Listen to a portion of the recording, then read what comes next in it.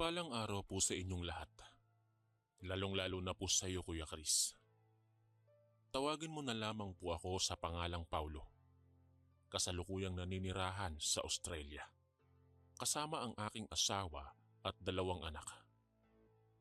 Dito kami namumuhay ng payapa. Ngunit ang mga alaala ng aking nakaraan ay sa Pilipinas ay nananatiling buhay sa aking isipan. Lalo na ang mga karanasang puno ng takot at misteryo na nagsimula noong ako'y bata pa. Noong ako'y 14 na taong gulang pa lamang, lumaki ako sa isang tahimik na nayon sa Bacolod sa Negros Occidental.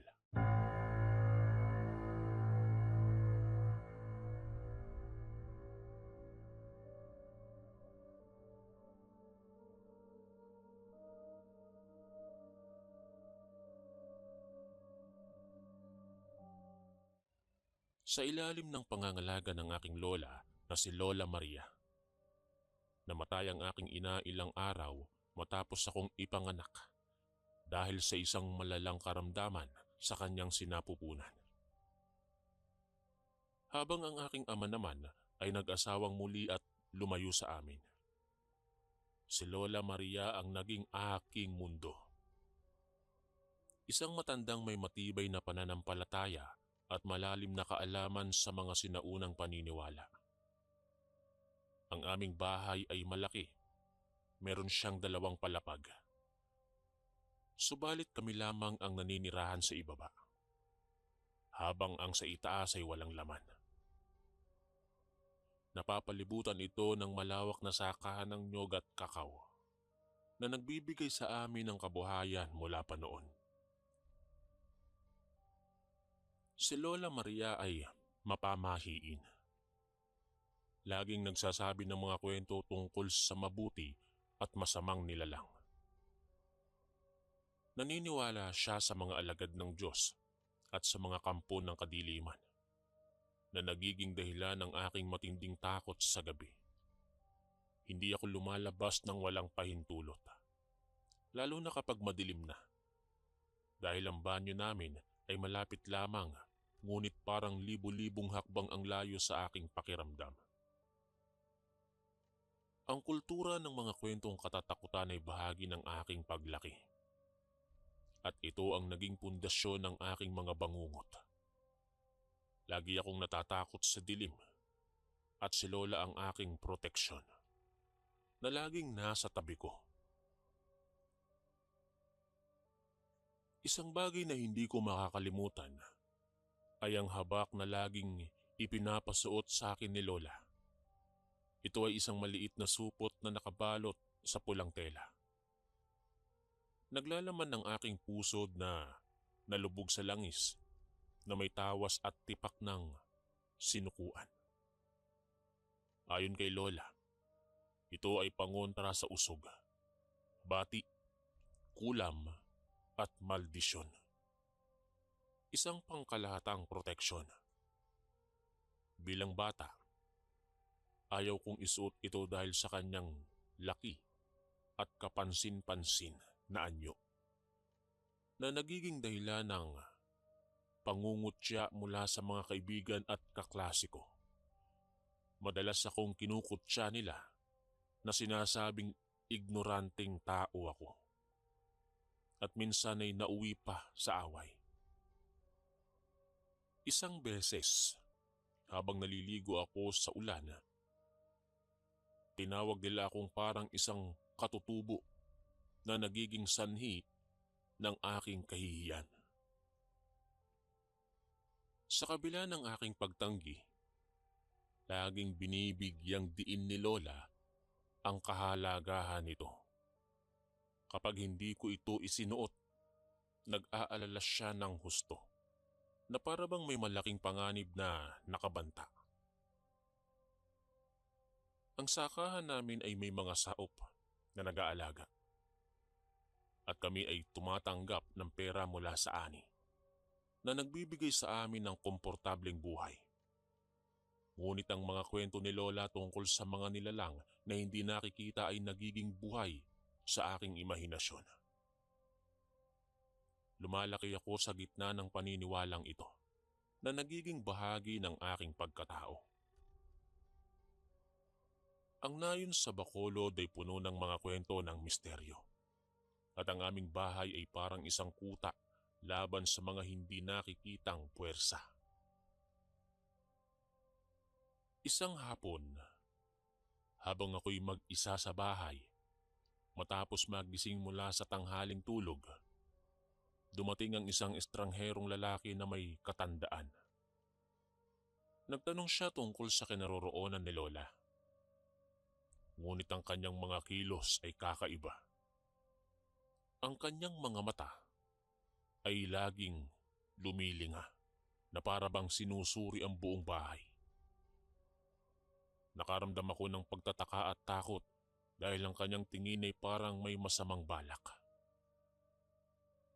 Agad kong isinara ang pintuan at sinilip siya mula sa bintana. Naglakad-lakad siya sa paligid na para bang nagmamapa ng lugar. Hanggang sa nawala siya sa likod ng bahay. Sinubukan kong hanapin siya sa iba't ibang bahagi. Ngunit wala na siya. Ang pangyayaring iyon ay nag-iwan sa akin ng matinding kaba na para bang may lihim na banta sa hangin. Pagdating ng gabi, ibinahagi ko kay Lola ang nangyari. Nag-alala siya at nagbigay ng babala na huwag kong kausapin o pagbubuksan ng pintuan ang sinumang estranghero kapag ako'y mag-isa. Hindi niya nakita at nakilala ang lalaking matanda, ngunit ang kanyang katahimikan ay nagdulot sa akin ng higit na pagkalito. Kinulit ko siya, ngunit sa halip na sumagot, tinanong niya kung suot ko ba ang habak. Nang sabihin kong hindi, nagalit siya at ipinaalala ang kahalagahan nito bilang proteksyon laban sa mga masasamang nilalang. Ipinaliwanag niya na ang habak ay nagiinit kapag may banta, na nagiging senyales ng panganib. Ang kanyang galit ay nagmula sa pag-aalala at mula noon ay naging mas maingat ako sa pagsusuot nito. Sa mga sumunod na araw, patuloy ang aking buhay sa eskwela at sa bahay. Madalas akong tumambay sa isang maliit na burol na puno ng bayabas. Malapit lang ito sa isang kamalig at batis na may malinis na tubig. Ito ang aking paboritong lugar upang magpalipas ng oras kasama ang mga kaklase ko. Isang araw, matapos ang maagang uwian mula sa paaralan, nagpaiwan ako roon habang ang iba ay umuwi na. Habang papalubog ang araw, nakita ko ulit ang estrangherong lalaki sa di kalayuan. Hindi ko suot noon ang habak, ngunit dali-dali kong kinuha ito mula sa bag at nagulat sa init nito na nagdulot ng matinding kaba sa aking dibdib. Tumakbo ako patungo sa kalsada at nang huminto ako, nakita kong nakatayo lamang siya at nakatingin sa akin. Ang kanyang tingin ay puno ng banta at nakikipagtitigan ako sa kanya habang handa akong tumakbong muli. Yumuko siya at umalis, ngunit ang takot ay nanatili sa akin. Malapit na sa bahay, sumaglit ako sa tindahan upang bumili ng tinapay dahil nagugutom ako. At habang kumakain, bigla siyang tumabi sa akin at hinawakan ng aking paa ng mahigpit na naging dahilan para hindi ako makatayo. Ang kanyang presensya ay nagdulot ng matinding takot at ang aking mga luha ay tumulo nang hindi ko mapigilan. Sa kanyang presensya, naramdaman ko ang matinding kahinaan. Nanatili akong nakaupo roon ng ilang minuto matapos siyang umalis. Na para bang nagyelo ang aking katawan. Pagdating ni Lola, agad kong ibinahagi sa kanya ang nangyari at ang kanyang muka ay naging puno ng pag-aalala. Inutusan niya akong umuwi kaagad at sa bahay, nagalit siya dahil sa aking pagiging pasaway. Upang maiwasan ng parusa, lumuhod ako sa harap ng altar na naging disiplina namin upang maging maingat ako sa susunod. Sa gabing iyon, matapos ang hapunan, lumabas si Lola na para bang may inaasikaso ng mabilis na nagdulot ng higit na kuryosidad sa akin. Habang kami ay patulog na, ibinahagi niya ang lihim na naging dahilan ng lahat ng ito. Ang estrangherong lalaki ay tiyuhin ko mula sa panig ng aking ina na yumao. Matagal na raw akong nais kunin bilang kapalit sa nawalang lahi. Subalit si Lola ang nagiging hadlang. Dahil ako'y nasa kanyang pangangalaga, walang nangyayari. Ngunit kung nasa panig ng mga kaanak ng ina ko, maaaring nag-iba na ako. Ang karanasang ito ay naging simula ng aking matinding takot at pag-unawa sa aking pinagmulan. Sa pagpapatuloy ng aking buhay sa Bacolod, ang mga alaala ng estrangherong lalaki ay nanatiling buhay sa aking isipan, na nagiging sanhi ng aking matinding pagkabalisa. Si Lola Maria ay naging mas maingat. Lagi siyang nagbibigay ng babala tungkol sa mga hindi kilalang bisita at ang kahalagahan ng habak.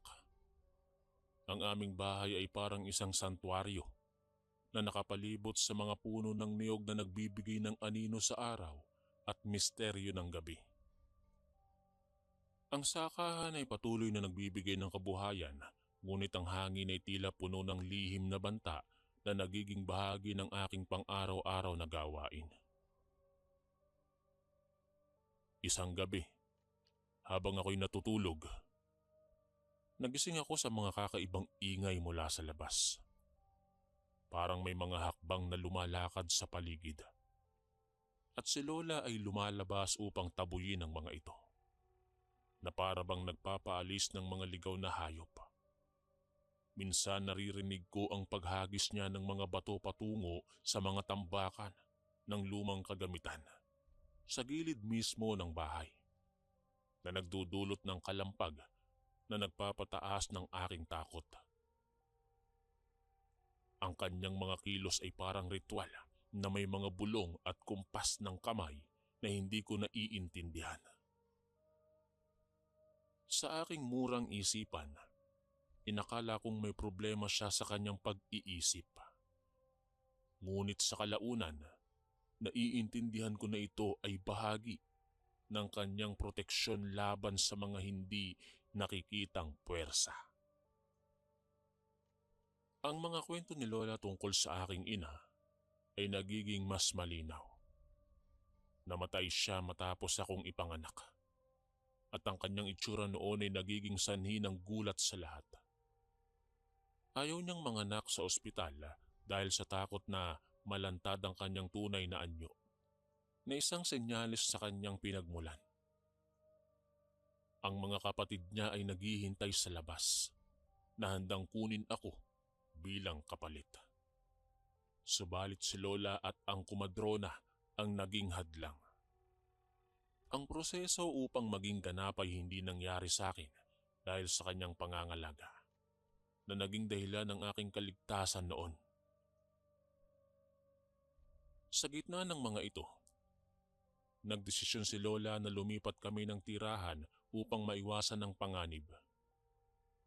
Ang aking mukha ay naging puno ng takot at ayaw ko nang pumasok sa eskwela, na naging sanhi ng aking pagmumukmuk sa silid. Naiintindihan niya ang aking damdamin at ipinaalam na lilipat kami sa bahay ng aking tiyo sa Iloilo.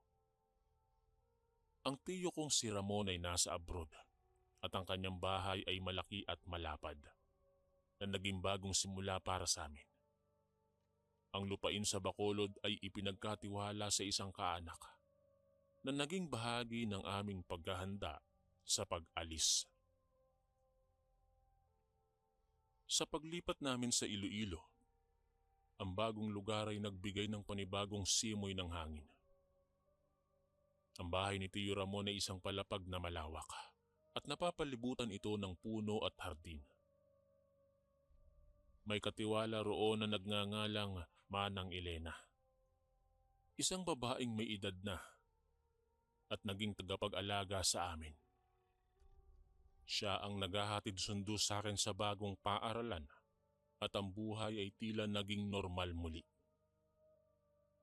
Si Lola ay naging mas masaya na nagbibigay ng layaw sa akin habang pinapanatili ang disiplina. Ang habak ay nananatiling suot ko na naging bahagi ng aking pang-araw-araw na gawain.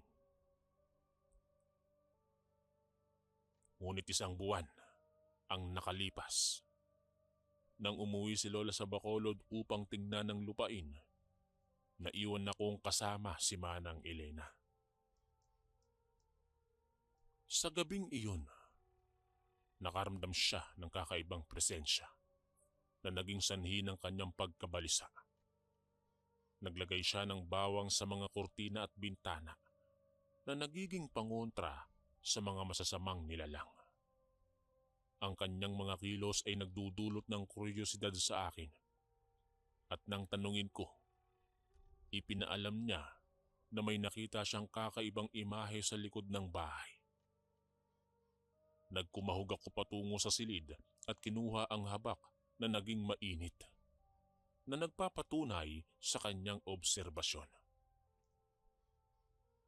Sumilip ako sa bintana at nakita ang isang figura sa madilim na bahagi na naging sanhi ng aking panginginig ng katawan. Agad kong sinara ito at nagtalukbong ng kumot. Maya-maya pa, pumukas ang ilaw sa kusina at nakita ko ang anino na lumilipat. Bumangon ako at bahagyang binuksan ang bintana, ngunit bigla itong lumitaw ng malapitan. Namumula ang mga mata nito na naging sanhi ng aking pagkagulat. Ang kanyang presensya ay naging buhay na bangungot at ang kanyang bulong ay nagiging babala sa aking isipan. Sa kusina, nakita ko si Manang Elena. Nakapwesto sa sulok na may hawak na patalim. Ang nilalang ay nasa pintuan na may buhaghag na buhok at pangit na mukha na naging malinaw sa liwanag. Ang kanyang tawa ay naging sanhi ng aking matinding takot. At ang kanyang pagkilala sa akin bilang pamangkin ay nagiging patunay ng kanyang layunin. Itinulak ko ang pintuan at kinandado ito, habang ang kanyang kalampag ay nagiging sanhi ng aming pagsigaw ng tulong. Maya-maya pa'y dumating ang asawa ni Manang Elena na si Mang Pedro, kasama ang anak na si Bong. At ang kanilang presensya ay naging dahilan ng pag-alis ng nilalang. Binantayan nila ang bahay ng buong gabi. At ang karanasang yon ay naging simula ng higit na paghahanda. Lumiban ako sa klase at ibinahagi ko kay Manang Elena ang aking pinagmulan na naging sanhi ng kanyang pag-unawa. Dumulog si Mang Pedro sa isang albularyo na si Mang Luis na dumating na may mga bagakay na pinatulis at inilagay sa bakod. Ang kanyang kaalaman ay naging bahagi ng aming proteksyon at ang kanyang babala tungkol sa pagbabalik ng nilalang ay naging sanhi ng aming paghahanda. Sa sumunod na mga araw, ang presensya ng mga nilalang ay nagiging mas malinaw na may higit sa 5 na umaaligid. Ang aking takot ay naging matindi at ang buhay sa Iloilo ay naging puno ng misteryo. Ang karanasang ito ay bahagi ng aking paglaki na naging sanhi ng aking matinding pag-iingat. Sa gitna ng aming bagong buhay sa Iloilo, ang mga alaala ng panganib ay nanatiling buhay at naging sanhi ng aking matinding pagkabalisa. Si Lola Maria ay bumalik mula sa Bacolod at ang kanyang mukha ay puno ng pag-aalala nang malaman ang nangyari. Ang bahay ni Tio Ramon ay naging kuta namin na napapalibutan ng mga puno na nagbibigay ng anino at lihim. Ang katiwala na si Manang Elena ay naging mas maingat at ang kanyang pamilya ay naging bahagi ng aming proteksyon. At ang habak ay nananatiling mainit sa mga oras ng panganib na nagiging senyales na umaaligid ang banta.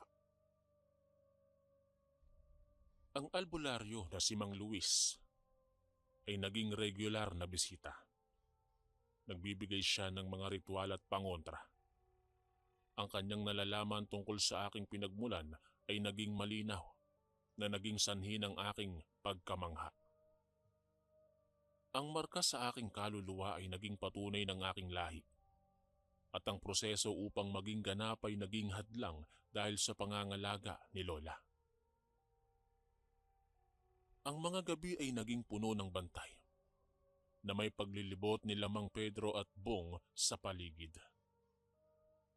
Ang aking takot ay mas tumindi at ang buhay ay naging isang serye ng paghahanda. Hanggang sa tumigil ako sa pag-aaral at naging sanhi ito ng pagbisita ng mga kaklase at guro ko sa akin at kanila naman itong naunawaan.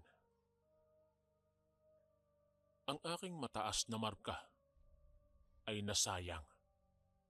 Ngunit ang takot ay naging mas malakas kaysa sa pagnanais na makapag-aral. Ang mga kwento ko sa aking mga anak sa Australia ay naging sanhi ng kanilang takot. Subalit ang aking asawa ay naging tagapamagitan upang maunawaan nila. Sa isang araw ng paghahanda, ang lahat ay abala sa paglalagay ng mga pangontra. Ang asawa ni Manang Elena ay nagpapausok habang si Lola ay nagsasaboy ng asin, abo at dahon sa paligid. Kahit ang bubungan ay naging bahagi ng ritual na naging sanhi ng aming paghahanda sa darating na panganib. Ang mga nilalang ay naging mas matyaga at tinitiis ang sakit mula sa pangontra. Ang lugar ay malayo sa kapitbahay na naging pabor sa mga umaaligid na nilalang. Sa gabing iyon, nagpakita ang aking tiyuhin sa harap ng bahay na puno ng tapang at banta. Ang kanyang layunin ay malinaw na naging sanhi ng tensyon sa lahat. Si Mang Luis ay naging tagapagsalita at naging handa sa anumang gulo. Si Lola at ako ay nasa silid na nakasilip sa bintana habang nagdarasal siya. Ang kanyang rosaryo at kumpas ay naging bahagi ng ritual na katulad ng kay Mang Luis. Ang usapan ay naging puno ng hindi pagkakasundo na naging sanhi ng kakaibang huni sa paligid. Ang mga tunog ng manok, butiki at igik ng baboy ay naging nakapaninindig ng balahibo at naging senyales ng presensya ng marami. Ang takot ay naging matindi at ang pagkawala ng kuryente ay naging sanhi ng karagdagang kaba sa amin. Ang dilim ay kaalyado ng mga nilalang na naging dahilan ng aming pagsigaw. Sa gitna ng kaguluhan, nagdesisyon akong sumuko upang maiwasan ang pagdanak ng dugo. Subalit si Lola ay naging matibay ang paghadlang. Ang kanyang yakap ay naging proteksyon ko at ang pagpasok ni Manang Elena ay naging sanhi ng aming pagtigil. Ang mga lalaki ay nagtungo sa kakahuyan na naging bahagi ng laban. At sa kanilang pagbabalik sa madaling araw ay naging patunay ng tagumpay na may isang nilalang na napatay. Ang sugat ni Mang Luis ay naging malinaw sa umaga at ang kanyang babala tungkol sa lumalaking problema ay naging sanhi ng aming pagdedesisyon. Si Lola ay nagpasya na ipadala ako sa abroad na naging simula ng bagong yugto ng buhay ko. Ang mga papeles ay inasikaso at ang aking pag-alis ay naging emosyonal na sandali.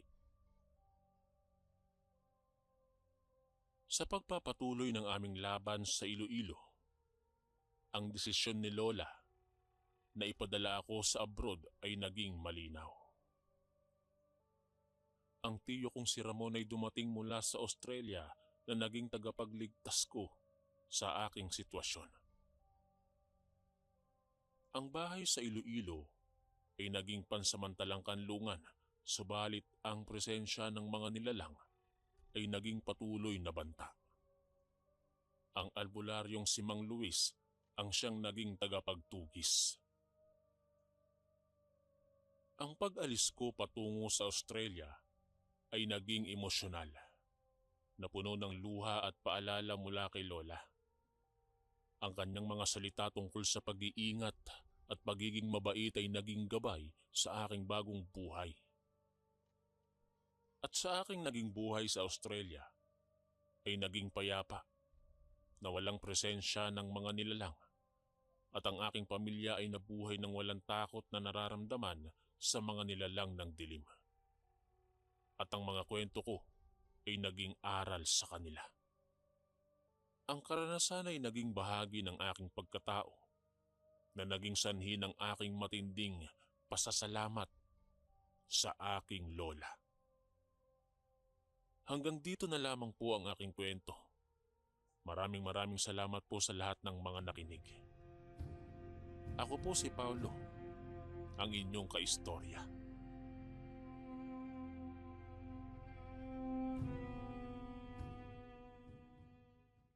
Magandang araw, Kuya Chris.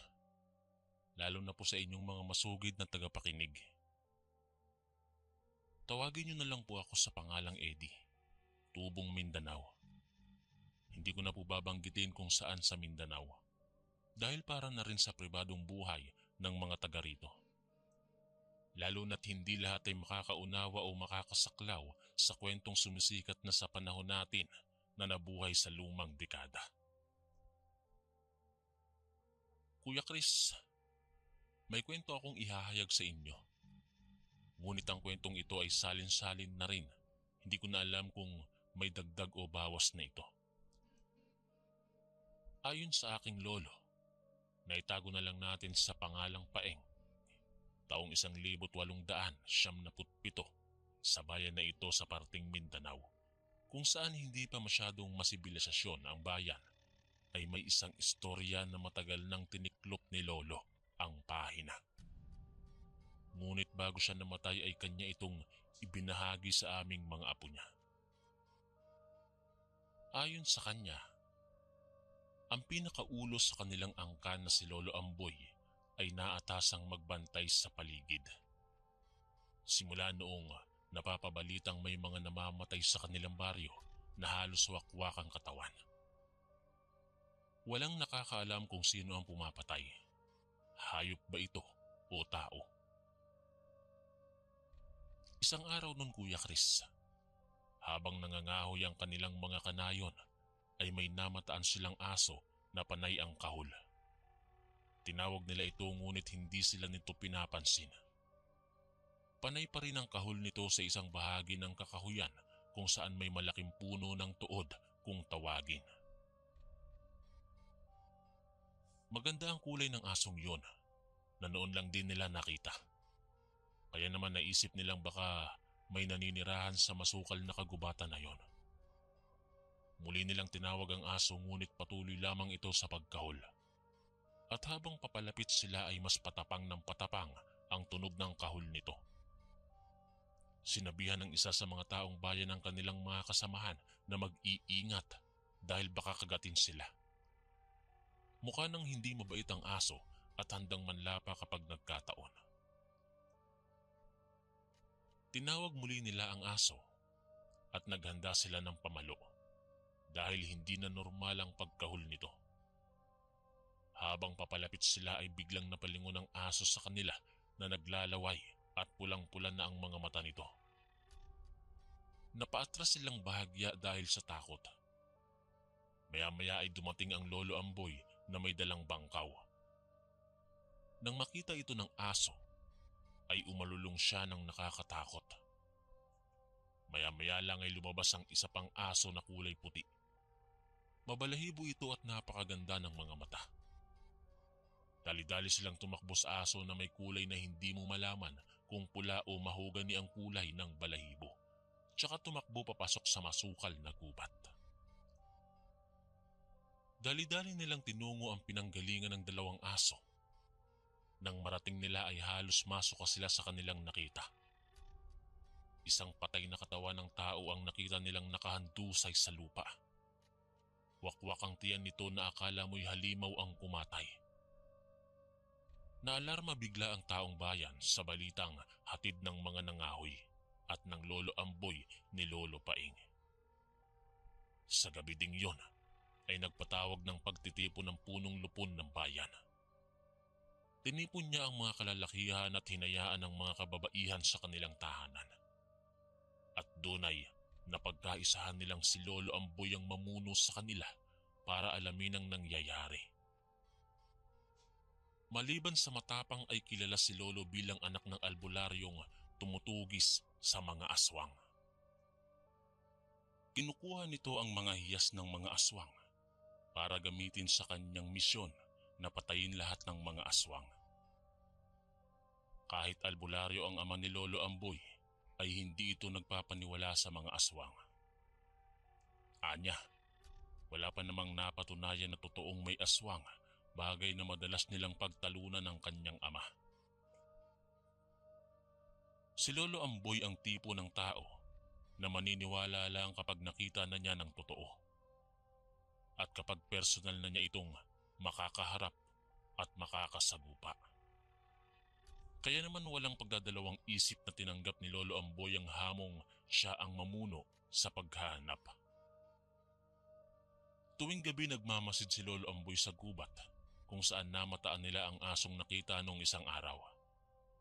Kasama ang 5 tao ay tinungo nila Lolo Amboy ang lugar kung saan nila namataan noon ang 2 aso. Ngunit bigo silang makita ito. Ni hindi nagpakita ng kahit anong bakas ang 2 aso. Hindi naman iniisip ni Lolo Amboy na ang mga ito ang salarin. Bagkos iniisip niyang ito ang nakakaalam kung sino ang salarin. Bigong umuwi ang grupo ni Lolo Amboy at sinabi ng ama ni Lolo Amboy na matalino ang mga aswang. Alam nila kung kailan sila aatake o kailan sila lalabas. May iba't ibang uri ang aswang.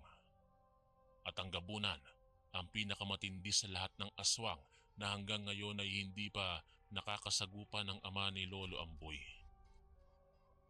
Mahirap makasagupa ang ganong klaseng aswang dahil sa liksi at bangis nito. Hindi na nito kailangang hintayin ng gabi para makapambiktima. Natawa na lamang si Lolo Amboy sa mga kwentong sa kalsada niya madalas marinig. Nagtungo si Lolo Amboy kasama ng mga kaibigan niya sa gubat upang manguha ng kahoy na panggatong. Habang namumulot sila ay namataan niya ang 2 asong biglang tumakbo sa masukal na gubat. Sinabihan niya ang kanyang mga kasamahan na susundan niya ang aso. Nagpresenta naman silang sumama dahil nais din nilang malaman kung saan ito pupunta. Pumasok sila sa masukal na gubat na noon lamang nila napuntahan.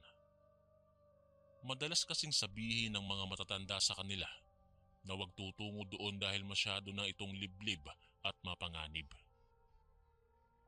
Talamak kasi ang mga mababangis na hayop sa gubat na yon at mga ahas, kaya ipinagbabawal sa kanila ang maligaw doon o magtungo doon. Ngunit mapanganib man ay tinungo ni Lolo Amboy ang gubat para malaman kung saan papunta ang mga aso. Nasusugatan siya dahil sa dami ng talahib sa gubat na yon. Hindi pa kasi masyadong abot ng tao ang lugar na yon, kaya masyado pang masukal. Ingat na ingat si Lolo Amboy dahil baka may ahas sa paligid. Hindi naman kaya'y mga baboy ramo na pagala-gala sa gubat. Habang tinatahak ni Lolo Amboy ang gubat na yon at ng kanyang mga kasama, naririnig nila ang mga unggoy na nag-iingay habang palipat-lipat sa sanga ng mga puno. Narinig pa niya ang sinabi ng isa sa kanyang mga kasama na nakakatakot ang lugar. Pinigilan ni Lolo Amboy ang mga kasama nang makita niya ang asong papalapit sa isang bahay. Nagkatinginan pa sila dahil ngayon lamang nila nalaman na sa masukal na kagubatan ay may bahay na nakatirik. Nakita nilang may matandang bumababuhat dito, habang ang isa ay nagsisiga. Agad na lumapit si Lolo Amboy na ikinagulat ng dalawang matanda. Agad siyang nagtanong kung may nakita ba ang dalawa na dalawang asong kulay puti at parang kulay pula na parang mahogani ang isa. Nagkatinginan pa ang dalawang matanda sa tanong ni Lolo Amboy. Tsaka sinabing wala silang nakitang aso na pagala-gala sa lugar nila. Sinabihan pa ni Lolo Amboy ang dalawa na mag-iingat dahil sa hula nila ang mga asong yon ay aswang at nakita nilang kumain ng patay na katawan ng tao at nakita nilang papunta sa kubo. Muling nagkatinginan ang dalawa at nagpasalamat. Tsaka sinabing matagal na sila dito ngunit wala naman silang nababalitaang may namamatay o aso na pagala-gala.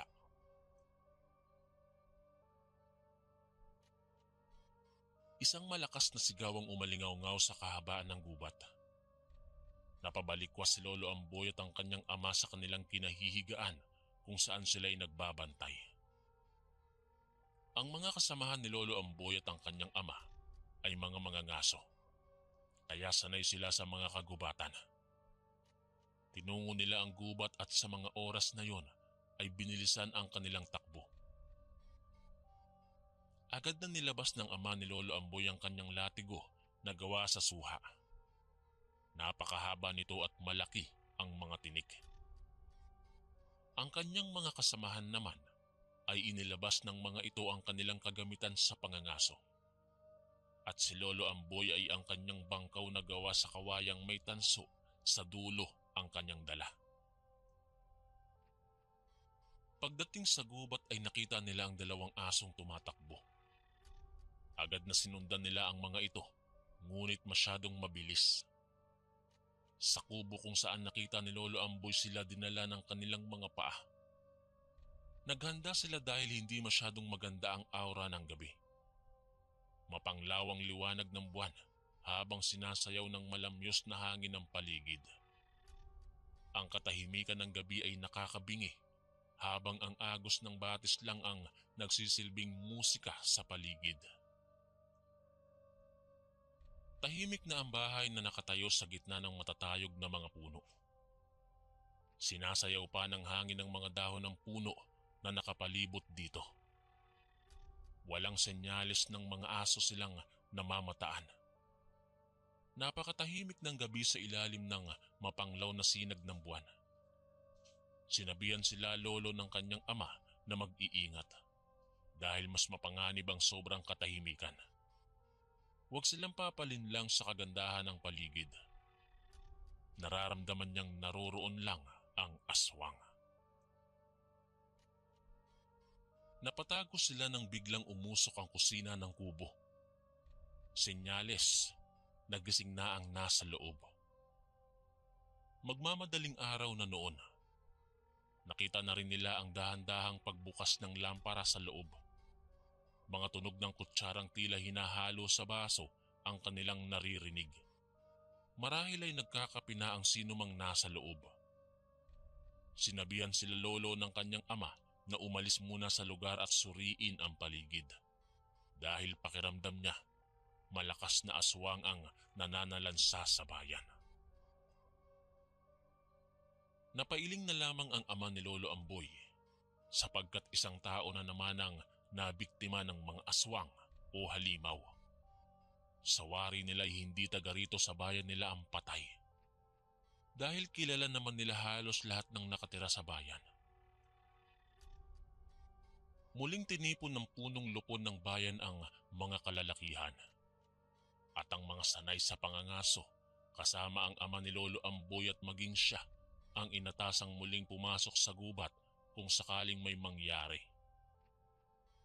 Nagtulong-tulong ang mga taong bayan na gumawa ng mga sandatang maaaring makapatay sa mabangis na halimaw na walang awang kumikitil ng buhay. Kailangan nilang mahuli ang salarin dahil mananatiling hindi ligtas ang gabi ang bayan at mga tao kapag hindi nila nahuli ang mga salarin.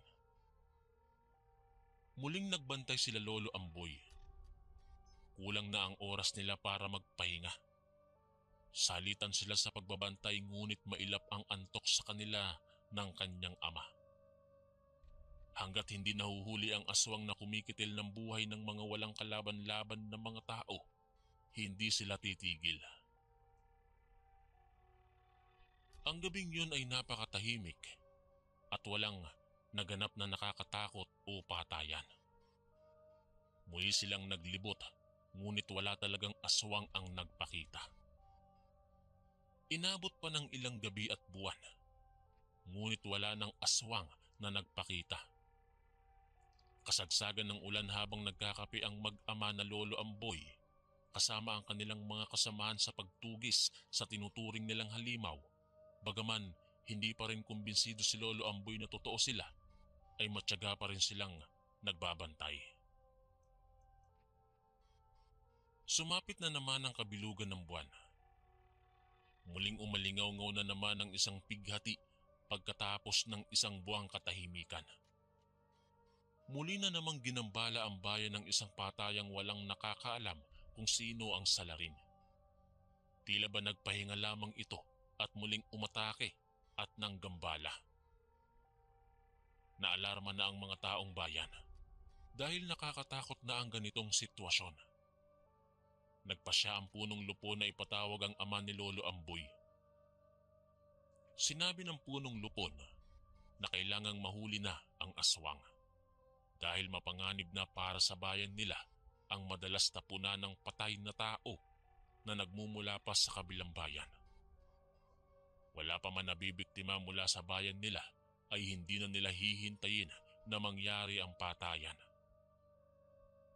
Tinipon ng ama ni Lolo Amboy ang mga taong bayan upang kausapin at pinagplanuhan nila ang kanilang mga hakbang na gagawin. Habang nag-uusap ay may nagtanong kung kailan. Kung kailan umaatake ang aswang. Agad naman sinagot ng ama ni Lolo Amboy na umaatake sila tuwing kabilugan ng buwan. Ngunit hindi naman lahat ng aswang ay mahina sa umaga at malakas sa kabilugan ng buwan. May mga aswang na kahit umaga, kaya nilang manalansa at mambiktima ng kanilang mga gustong biktimahin. Umugong ang bulong-bulungan sa paligid at nagkaroon ng samot-saring argumento. Pinatahimik ng ama ni Lolo Amboy ang mga naroroon sa pagpupulong. Sinabi niyang si Lolo Amboy at ang mga kasapi niya sa pangangaso ang kanyang ihahalal sa gabi upang magbantay. Dahil sila ang mas sanay sa gabi at sa pangangaso.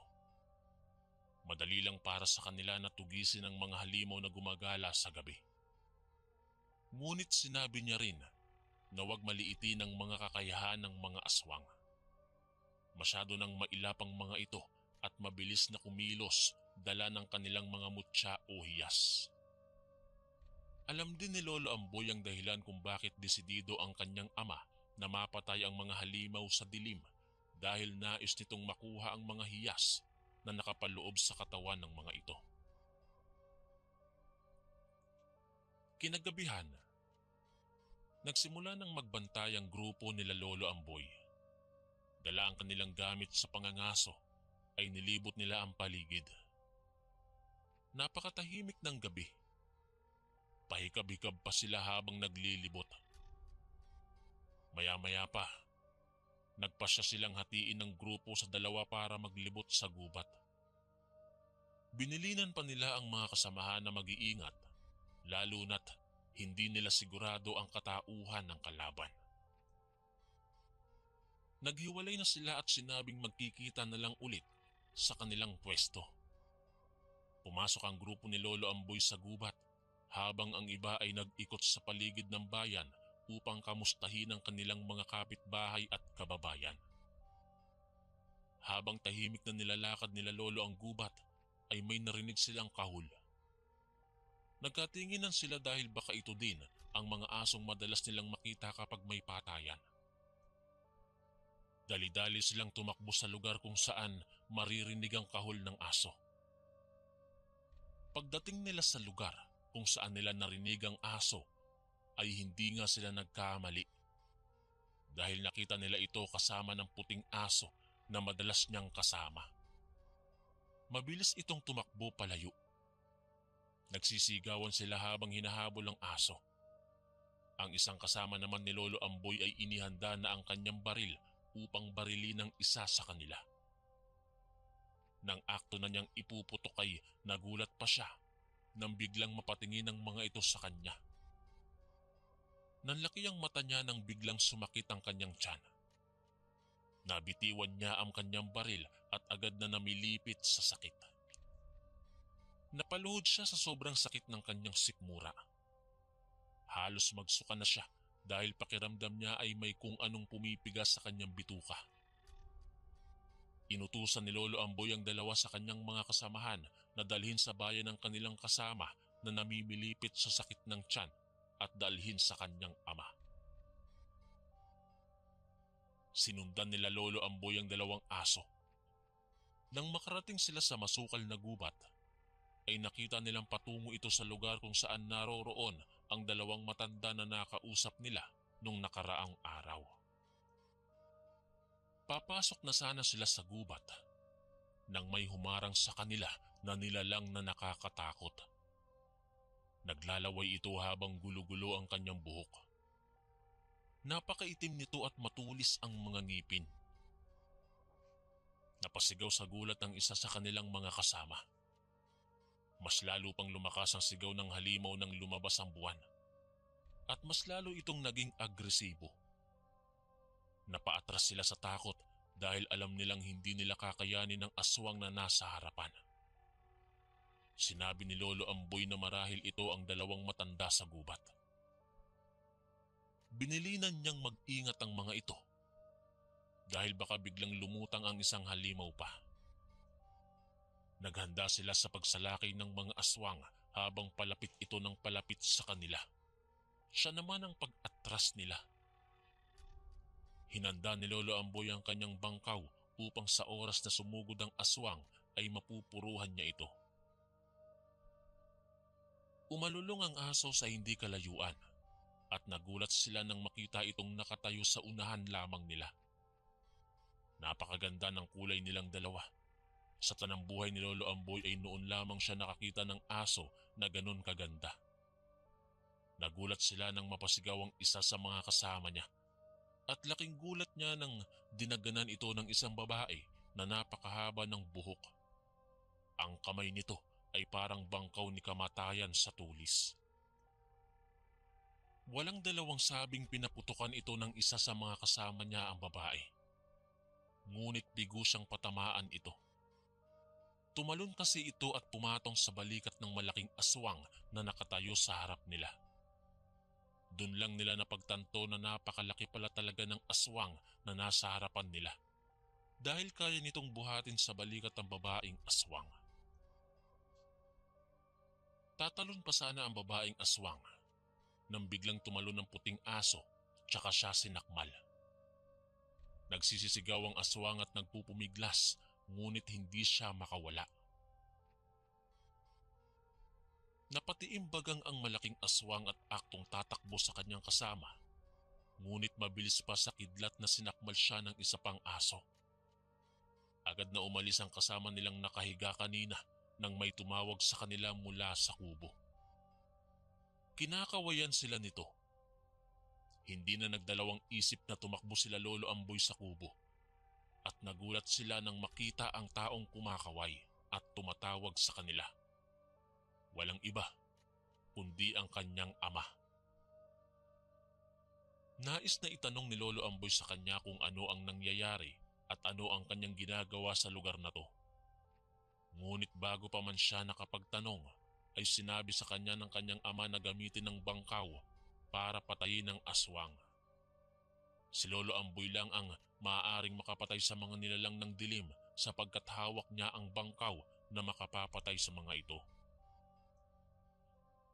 Sa una ay natakot ang lolo sa nais ipagawa ng kanyang ama.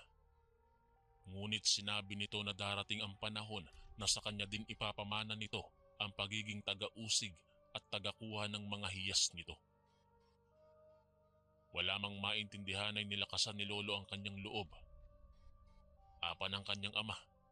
Ang dalawang aso ay kanyang mga gabay at sila ay mabubuting aswang na tumutulong sa kanya para supilin ang mga aswang na matagal nang namimirwiso sa iba't ibang bayan. Kaya pala hindi magalaw ng aswang ang bayan nila dahil sa kanila. Nang makahakot ng lakas ng loob si lolo, ay agad siyang tumakbo sa mga nag-aaway na mga aswang. Kasabay niya sa pagtakbo ang kanyang ama na malakas pa sa kalabaw. Dala-dala nito ang kanyang latigo na gawa sa suha. Napakahaba nito at kaya nitong pumulupot sa katawan mo ng 5 ikot. Hindi nga alam ni Lolo Amboy kung paano ito ginawa. Ngunit hinahangaan niya ito dahil napakaganda ang pagkakalikha nito. Sumipol ang ama ni Lolo. Nang marinig ng mga aso ay agad silang tumalon dalawa. Napahanga si Lolo Amboy sa paraan ng pagtalon ng dalawang aso. At mas pinaganda pa sila nang masinagan sila ng buwan. Mas namangha si Lolo Amboy nang maging tao ang dalawang aso pagkabagsak nila sa lupa. Agad na ipinulupot ng ama ni Lolo ang kanyang latigo at sinabihan si Lolo na saksakin sa dibdib ang dalawang nilalang. Nagpupumiglas pa ang dalawa habang nagnanais na makaalpas sa latigong gawa sa suha ng ama ni Lolo Amboy. Natatakot man, ay nilakasan ni Lolo ang kanyang loob at itinarak ang bangkaw sa dibdib ng malaking aswang at patalon niyang pinalabas sa dibdib nito para masaksak ang babaeng aswang. Sumigaw ng malakas ang nilalang, ngunit natabunan ng ulap ang buwan. Nagbago ang kanilang anyo at naging mga tao ang mga ito. Halos matumba si Lolo Amboy sa isiping nakapatay siya ng tao. Napaupo siya tsaka napatakip sa kanyang bibig habang lagatak ang pawis at luha. Nilapitan siya ng kanyang ama at hinawakan sa balikat. Sinabihan siya nitong huwag matakot dahil hindi naman tao ang kanyang pinatay kundi mga aswang. Para kay Lolo, tao pa rin ang mga ito kung ituring. Ngunit biktima lamang sila ng mga hiyas na siyang nagpapabago sa kanilang anyo. Subalit sinabi ng kanyang ama na ang mga ito ay kampo ng dilim. Lumapit ang kanyang ama at ang dalawang matanda, tsaka dinasala ng dalawang nilalang. Kasalukuyan na itong nakahandusay at natanggal na ang bangkaw. Hinuhugasan ito ng isa sa mga kasama niya dahil hindi niya kayang tumayo dahil sa panginginig ng kanyang kalamnan. Habang pinapanood na dinadasalan ng kanyang ama ang dalawa, ay may lumabas sa mga bibig nito na tila itim na bato. Agad itong binalot ng kanyang ama sa pulang tela tsaka ibinigay sa dalawang matanda. At agad na naglaho ang mga ito. Inilibing nila ang dalawa sa katabing kubo. Tsaka lang napansin ni Lolo Amboy ang maraming kahoy na tila krus. At ayon pa sa ama ni Lolo, ay libingan ng mga aswang ang lugar na to at ang dalawang matanda ay ang kanyang gabay na aswang. Sa panahon ngayon, Kuya Chris, mahirap na paniwalaan ang ganitong mga kwento.